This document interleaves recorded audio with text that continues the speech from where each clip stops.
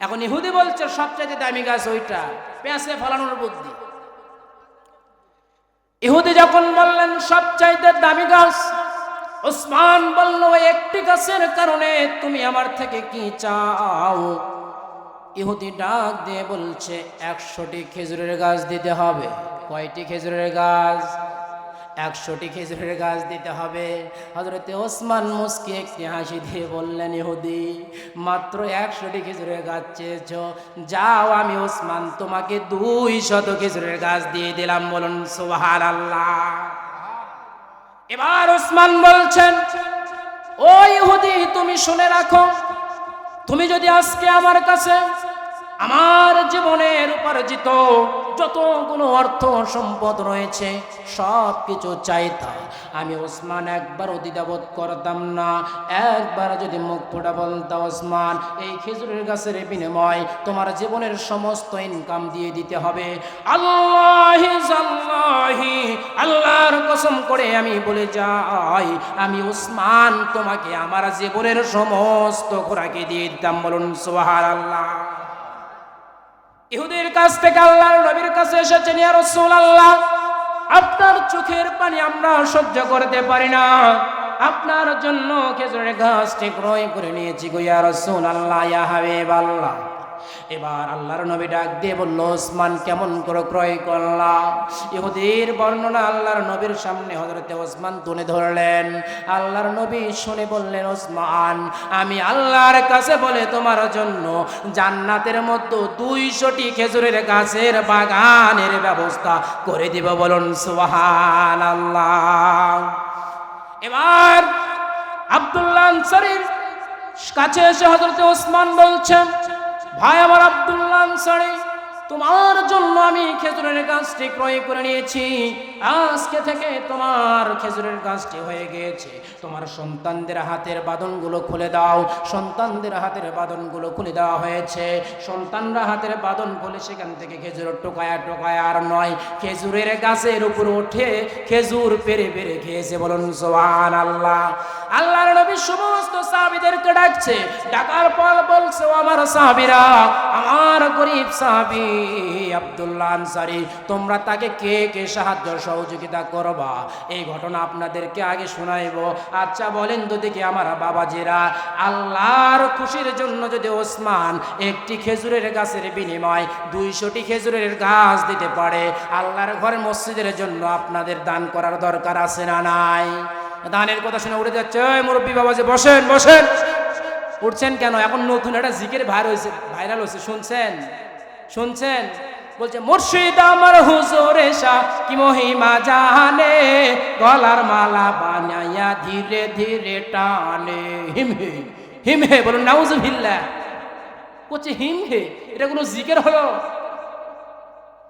আচ্ছা আসেন, এই মসজিদটা যে নির্মাণ হয়েছে আপনাদের সহযোগিতা দান ছাড়া কি হতে পেরেছে? আর এই মসজিদে যারা নামাজ আদায় করে পার্সেন্টেজ সওয়াব আল্লাহ আপনাদের আমলনামায় দিবে কি দিবে না?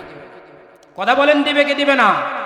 তাহলে হযরতে আব্দুল্লাহ আনসারী বিশ্ব নবীর কাছে বললেন, ইয়া রাসূলুল্লাহ সন্তান নিয়ে বড় বিপদের মধ্যে পড়ে গিয়েছি, স্ত্রী নিয়ে বিপদের মধ্যে পড়ে গিয়েছি। আল্লাহর নবী এই কথা শুনলেন, সাহাবীদেরকে ডাক দিয়ে বললেন, সাহাবীরা তোমরা শুনে রাখো, আব্দুল্লাহ আনসারীর জন্য তোমাদের অর্থ দিতে হবে। কেমন করে তোমরা অর্থ দেবা? এক সাহাবী দাঁড়ায় গিয়েছে, ইয়া রাসূলুল্লাহ ইয়া হাবিবাল্লাহ, আব্দুল্লাহ আনসারীর পরিবারের দায়িত্ব আমি নিয়ে নিলাম। বলুন সুবহানাল্লাহ। আব্দুল্লাহ আনসারী পরিবারের যত খরচ বহন করতে হয় আমি সমস্ত খরচ নিয়ে নিলাম, দায়িত্বটি নিয়ে নিলাম। আরেক সাহাবী বলছে, ইয়া রাসূলুল্লাহ আজকে থেকে আব্দুল্লাহ আনসারীর জন্য আমি একটি ব্যবসার ব্যবস্থা করে দেব। বলুন সুবহানাল্লাহ। আল্লাহর পথে থাকলে আল্লাহর সাহায্য আসবে কিনা? কোরআনের পথে থাকলে কোরআনের সাহায্য আসবে কিনা? আমার এই বাবাজিরা এত মেহনত করে আজকে প্রোগ্রামটা করেছেন, এই আল্লাহ রাব্বুল আলামিন এর প্রতিদান দিবে কি দিবে না? কথা বলে না, দিবে কি দিবে না? অবশ্যই দান করবে। মনে করছি কষ্ট করে আজকে আলোচনা আমি করলাম, আপনারা শুনলেন। আসলে একটি বিষয় লক্ষ্য করবেন বাবাজিরা, আজকে এই যে দুনিয়াতে আপনি কষ্ট করলেন, কাল কিয়ামতের মাঠে অবশ্যই এর প্রতিদান আল্লাহ রাব্বুল আলামিন 70 গুণ বৃদ্ধি করে দিবে। বলুন সুবহানাল্লাহ। মুসলিমরা তো দান করলে দুনিয়াতে 70 গুণ নাকি পেয়ে যাবে, এবং 70 টাকা 1 টাকা দান করলে আল্লাহ বৃদ্ধি করে দিবে। বলুন সুবহানাল্লাহ। আখিরাতের জন্য আল্লাহ রাব্বুল আলামিন জান্নাতের সুসংবাদ তো দিয়েই দিয়েছে। বলুন সুবহানাল্লাহ। আমি একটি মেসেজ দিতে চাই, সবচাইতে গুরুত্বপূর্ণ বিষয় আল্লাহ রাব্বুল আলামিন বলছে ওয়াকিমুস সালাত ওয়া আতুজ যাকাত ওয়ারকাউ মা'আর রাকিন। পৃথিবীর মানুষরা, নিশ্চয় তোমরা সকলেই অবশ্যই নামাজ আদায় করবা এবং রুকু সেজদাকারীদের সাথে রুকু সেজদা করবা। ওয়া আতুজ যাকাত, তোমরা যাকাত প্রদান করবা। ওয়ারকাউ মা'আর রাকিন, নিশ্চয় নামাজ এবং যাকাত তোমরা প্রদান করবা। নামাজের মাধ্যমে আল্লাহর সাহায্য চাইবা, আল্লাহ অবশ্যই তোমাদেরকে কবুল করবে। সকলে পড়ছি আল্লাহুম্মা আমিন। সকলে আমরা সূরা ফাতিহা একবার, সূরা ইখলাস 3 বার, দরুদ ইব্রাহিম একবার পাঠ করি। আলহামদুলিল্লাহি রাব্বিল আলামিন, ওয়াসসালাতু ওয়াসসালামু আলা রাসূলিল কারীম। রব্বানা যালামনা আনফুসানা ওয়া ইল্লাম তাগফির লানা ওয়া তারহামনা লানাকুনান্না মিনাল খাসিরিন। রব্বানা তাকাব্বাল মিন্না ইন্নাকা আনতাত তাওয়াবুর রহিম। রব্বানা ওয়াল ওয়ালিদাইনি ওয়াল মুমিনিনা ইয়াওমা ইয়াকুমুল হিসাব। রব্বানা হাব লানা মিন আজওয়াজিনা ওয়া যুররিয়াতিনা কুররাতা আইনিন ওয়াজআলনা লিল মুত্তাকিনা ইমামা। রব্বুল আলামিন,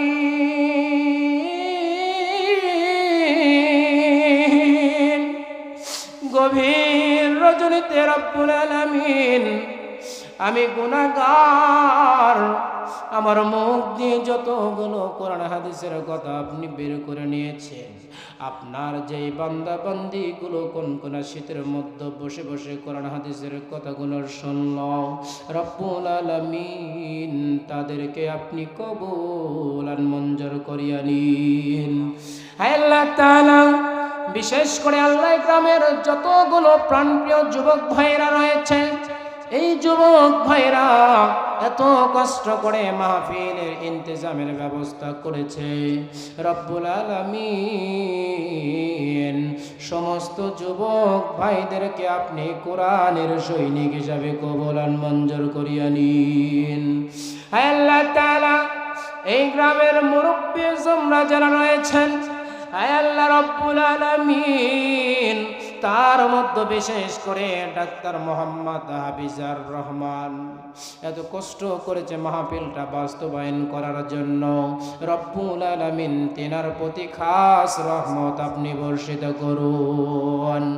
হে আল্লাহ তাআলা, এই মাহফিলটা বাস্তবায়নের জন্য এই গ্রামের যতগুলো মানুষ টাকা দিয়ে, পয়সা দিয়ে, অর্থ দিয়ে, মেধা দিয়ে বিভিন্নভাবে সাহায্য সহযোগিতা করেছে, আল্লাহ সকলের দান খানাকে আপনি কবুল আর মঞ্জুর করিয়া নিন। রব্বুল আলামিন,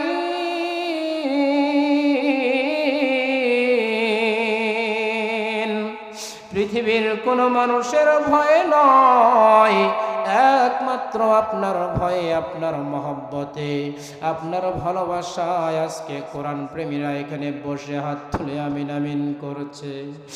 জানি না কার মা নাই, জানি না কার বাবা নাই, জানি না কে মাহারা কে বাবা হারা সন্তান এখানে উপস্থিত। যাদের মা নাই, যাদের বাবা নাই, তাদের কবরে আজকের এই মাহফিলের সওয়াবটুকু আপনি পৌঁছায় দিন। রব্বুল আলামিন, মা কত আদরের জায়গা। যাদের মা নাই, বাড়িতে গেলে আর ওই মা জননীকে দেখা যায় না। কতদিন রাত্রি গভীর হয়ে যায়, মাহফিল শেষ করে বাড়িতে যখন চলে যায়, দরওয়াজার মধ্যে যখন করা নাড়ায়, আমার মা জননী একবারে বলে থাকে, বাবা দাঁড়াও একটু। রাত বাজে প্রায় 2টা। আমি মাকে বললাম, মা এত রাত হয়ে গেছে, আপনার চোখে কি ঘুম নাই? আমার মা বলে, রে বাবা, সন্তান যতক্ষণ পর্যন্ত বাহিরে থাকে মায়ের চোখে কেমন করে ঘুম আসে, আমি যে মা, আমার চোখে ঘুম আসে না। আয় আল্লাহ তাআলা, যাদের বাবা নাই, আগে কত ঈদের সময় বাবা নতুন জামা কিনে নাই, বাবা নতুন স্যান্ডেল পায়ে পরে নাই, বাবা নতুন টুপি মাথায় পরিধান করে নাই, সন্তানের জন্য নতুন জামার ব্যবস্থা করে দিয়েছে, সন্তানের জন্য নতুন জুতার ব্যবস্থা করে দিয়েছে, সন্তানের জন্য পাঞ্জাবি টুপি কিনে দিয়েছে। আজকে ওই বাবা যাদের বাড়িতে না, ওই বাবা যাদের অন্ধকার কবরে, আল্লাহ সন্তান এখানে বসে বসে চোখের পানি ঝরায়, ওই বাবার কবর কানায় আপনি রিয়াজুল জান্নাহ বানায় দিন। হায় আল্লাহ তাআলা, কত সন্তান রাস্তাঘাটে যে মারা যায়, রোড অ্যাক্সিডেন্টে মারা যায়, দূর প্রবাসী সন্তান বাবা মার মনটা খুশি করার জন্য, মুখে হাসি ফোটানোর জন্য, প্রবাসে টাকা ইনকাম করার জন্য যায়, কিন্তু দেখা যায় ওই সন্তান লাশ হয়ে ফেরত আসে। কত সন্তানে দেখলাম দূর প্রবাস থেকে লাশ হয়ে চলে আসলো। আয় আল্লাহ তাআলা, গ্রামের যতগুলো প্রবাসী ভাই রয়েছে সকলকে আপনি ওই 2 প্রবাসে, দূর প্রবাসের মাটিতে রহমতের চাদর দিয়ে হেফাজত করুন রব্বুল আলামিন। হায় আল্লাহ রব্বুল আলামিন, বিশেষ করে আমার সঙ্গে হাত তুলে আমিন আমিন করেছে যারা, আল্লাহ জানি না কে কি কর্ম করে, যাই যেই কর্ম করে সেই কর্মের মধ্যে আপনি বারাকা দান করুন। আপনার হাবিব বলেছে, কবর কারো জন্য হবে জান্নাতের টুকরা, আবার কারো জন্য হবে জাহান্নামের গর্ত। ওই কবরে যখন আমাকে রাখা হবে, আপনাদেরকে রাখা হবে, রব্বুল আলামিন ওই কবরের মধ্যে আমার জন্য, আমার সঙ্গে যারা হাত তুলে আমিন আমিন করেছে সকলের জন্য জান্নাতের টুকরা হিসাবে কবুলান মঞ্জুর করিয়া নিন। মানুষ কই যাই রে